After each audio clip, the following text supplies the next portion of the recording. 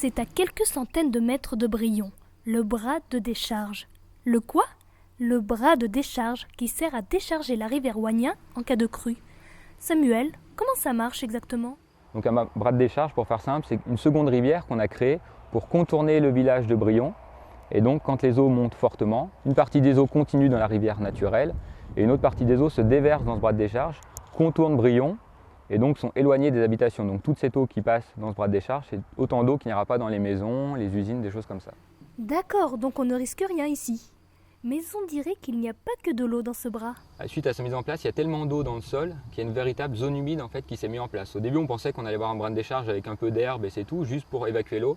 Finalement, on peut le voir, on a des roseaux, on a une faune particulière qui s'est mise en place. Donc on a, on va dire, deux objectifs qui sont atteints, un objectif environnemental, biodiversité, et un objectif protéger Brion des inondations.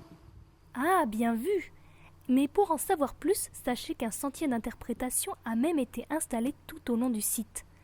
Allez, on quitte le bras pour voir une autre particularité du village.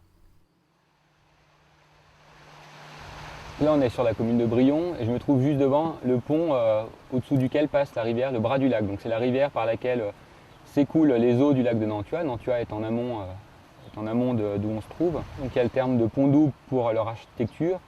Il y a eu un deuxième pont qui a été fait, celui qu'on peut voir sur le bras du lac. C'est lié à des travaux donc début 19e siècle. Des travaux ont été faits pour évacuer les eaux du lac de Nantua. Donc on a créé entre guillemets une rivière, ce bras du lac.